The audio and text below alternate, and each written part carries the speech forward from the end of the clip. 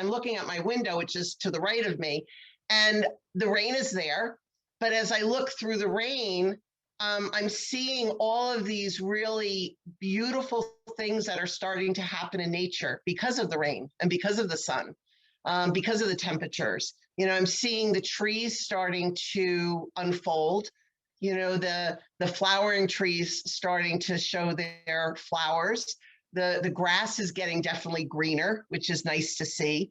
The daffodils are coming up and the hyacinths are coming up, and the pokes of other little kinds of flowers starting to come up. And you look at this kind of, or I look at it in kind of awe, because we have spring every year, pretty much, you know, maybe a little earlier or a little later some years, but we have spring every year. But there's still something to me that when all of this life starts to come back, where we start to feel connected again with nature, with the world, with what's outside of our homes and not just what's inside of our homes. There's a miracle to me in that. You know, I know it's nature, but there's also a miracle in that, and the way that it makes at least me feel during this period of time in our calendar year. And when you think about it, can you imagine how before science, before meteorology, before understanding how all of this kind of functions and works, can you imagine the ancient peoples seeing the sprouting of the trees and the greening of the grass and the coming up of all of the flowering plants? Can you imagine after a difficult winter or cold or the dark, can you imagine what kind of miracle that may have felt like to people who didn't understand that process as we understand it? We understand it. I still look at it as a miracle. So can you imagine what that must have been like for people to come out of a winter into a spring, come out of what might have felt like death into life, and what that might have created for them? And when we look at history, when we look at the cultures of the Greek or the Romans or the Egyptians or the indigenous peoples throughout our world, there's always these celebrations around this time that have kind of morphed into what we call religious celebrations now. The opening of the world again, or how it must have felt. And then things become celebrated. So the spring solstice, Passover, Easter, and we look at those things and all of the other celebrations of spring, the Hindu celebration of spring, which is a colorful, joyous occasion. We look at these things and we see the celebration in them because of the beauty of nature. But people had to put on that some sort of reason, didn't they? Because you don't understand it. You couldn't explain it. So it could only be explained through the gods, right? The gods were good to us. So therefore, we have the spring. We can plant. We can start to grow things. And there were celebrations to the god or goddesses or gods, because so many cultures have more than one god. They have a god for this and for that, and for spring and for summer and for winter and for fall and for all of these things. You know, the Romans, the Greeks, you know, the gods that we hear of so much still in our culture, you know, not that we may believe in it, but we hear about that. We learn about Zeus. We learn about, you know, Isis. We learn about the different belief systems that different cultures created because of what they didn't understand. And can you imagine when things took place like earthquakes or volcanoes or floods storms, whatever it happened to be. Can you imagine feeling that that was the wrath of a god or goddess or gods that was not happy with what you did as a person? So what did people do? They would appease the gods by whatever ritual that was for their group. And they prayed to their gods. And they lived in fear of their gods. Not that goddesses were necessarily friendly at that day in that time, because they created all of these issues and they created all of the beauty. And when we start to look at how that has all morphed into what we do, you know, in this day and age, the different religions, the different cultures, the different belief systems. You still have many god and goddesses in the Hindu religions. You still have many gods and goddesses in different indigenous cultures. Our culture, which is mainly Christianity, mainly Judaism, mainly Islam, those cultures have narrowed it all down to one God. There may be a lot of names for that God, but they've narrowed it down to one being. So they've taken all of the different aspects of God and goddesses throughout the different cultures. So when one god or goddess was responsible for the wind, and one was responsible for the sun, and one was responsible for death, and one was responsible for life, and on and on and on and on. Our current religious cultures have kind of squeezed all of that into one being, into what is called or referred to as God or the Great Spirit, or whatever word we want to put on it.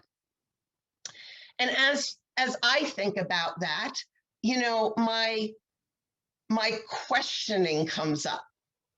I'm not a person that generally is okay with one explanation of things. And that's probably the Gemini in me, the little crazy part of me. But I always look for things of why, you know, why is that? And I grew up in a Christian-based family. Not that we went to church a lot, but the belief of God was in my background. The belief of a God was in my background. And that God was male. And that God determined our fate. And that God, if we weren't good, could send us to this place of hell. You know, and as you grow up in these cultures and as little kids, it's kind of frightening when you think about it. You know, rather than a being of warmth and wonderment and support and love and peace, you know, we get told, if you're not good, or if you don't eat your supper, or if you don't do this, or if you're not nice to your brother or sister, or you don't kiss your grandmother, you're going to hell. It's not so easy, is it? So this one being, this one God that has been kind of morphed together to create everything, to be responsible for everything, is what our current culture in those religions have formulated. Now, I'm not one to say to anybody, believe this or believe that. That is totally up to everybody's own decision, what they find comfort in or what they don't find comfort in. But I never believed in a God that was singular. And not in the sense of there's 25,000 gods for each little given thing that happens.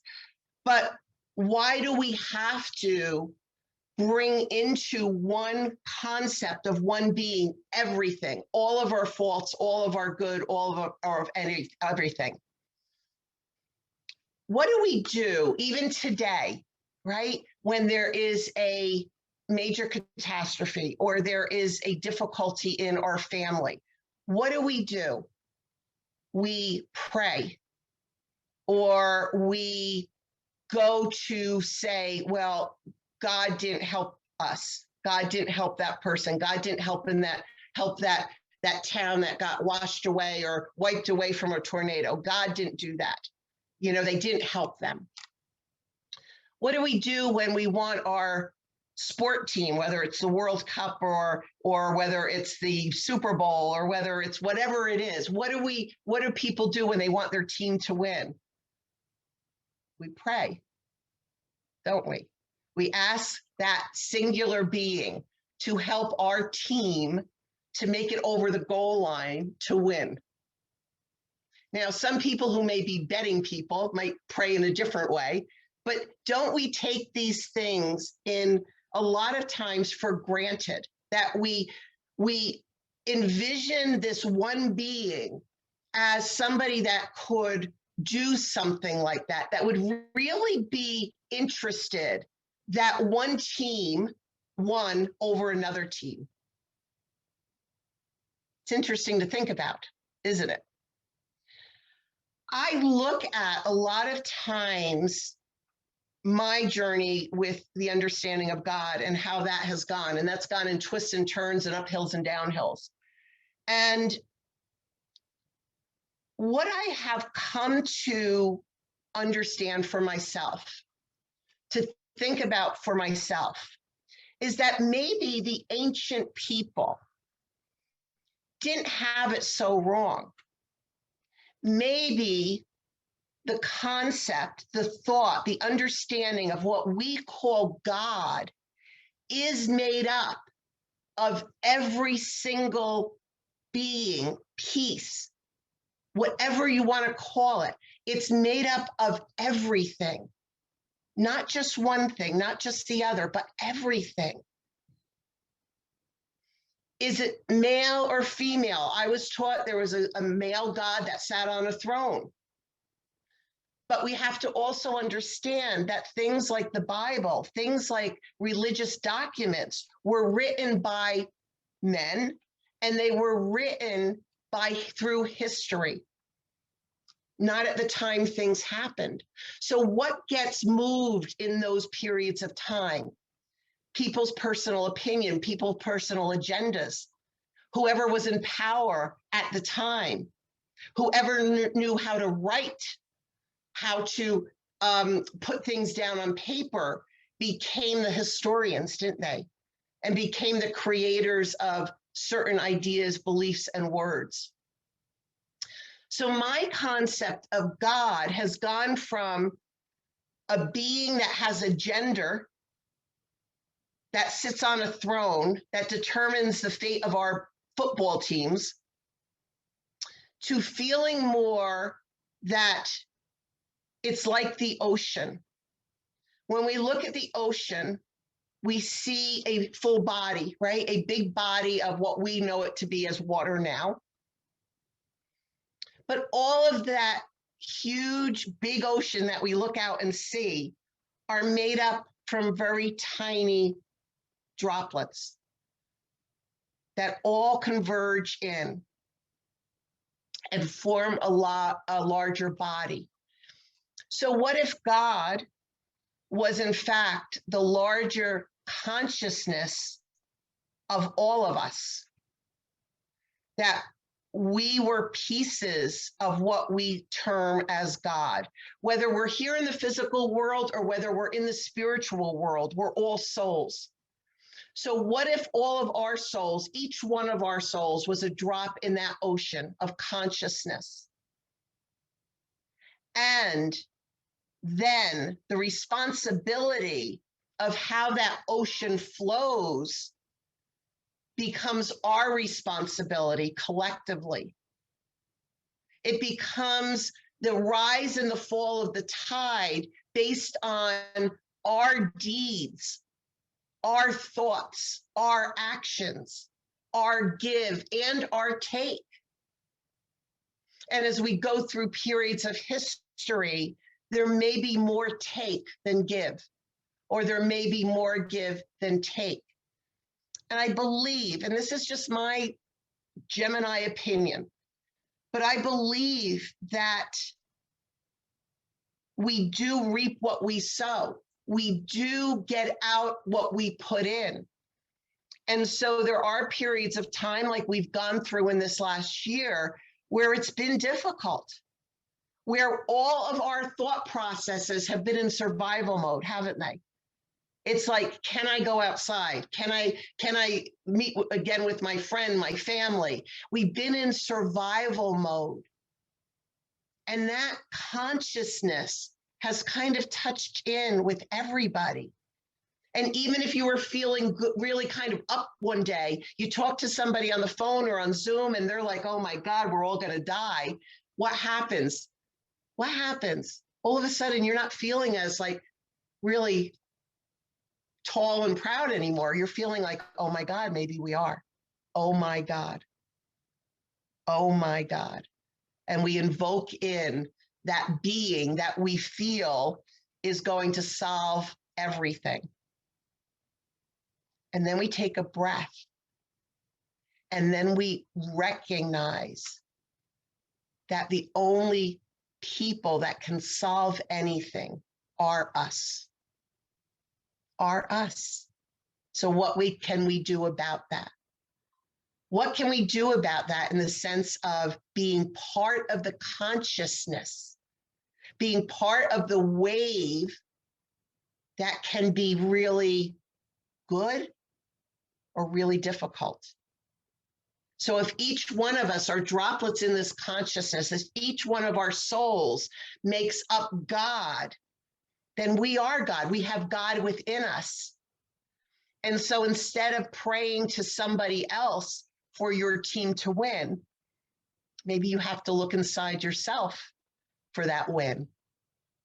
Instead of praying for God to help when somebody is in trouble, or if somebody needs help or assistance after a disaster, maybe we need to look within ourselves as that droplet of consciousness to help where we can. So I don't think our ancient civilizations had it so wrong, that there are multiple aspects of what that expression of God is. Because when I look even on this room, in this Zoom room, we have all of these pieces of God right here with us. And what we do with that is solely up to us with our personal responsibility. So do we think along those terms or don't we? Doesn't matter. Honestly, it's really what is right for you. But for me, the thought of a singular God does not make any sense, because then it would mean we are all excluded. And I don't believe that to be true, because I know when we work with the spirit world, we feel the peace of God in that. We feel it in their souls also. So my thought would be, think about it. What do you see in that bigger aspect of our life? Do you see yourself as insignificant, as somebody who can be damned to hell, somebody who could be kind of moved around like a chess piece? Or do you see yourself empowered with all of those qualities that we say are God? And so when we look out in spring and we see all of these beautiful starts of life again, maybe we can take a little credit for that also, because we're seeing it and we're appreciating it and we're a part of it. So whatever your weather is today, wherever you are, have a little look at it. Enjoy it, be a part of it, and be a part of your own being, your own God within you. So thank you for your attention. Thank you for your time. And thank you for letting me speak a little bit about my belief system in all of this. I appreciate it.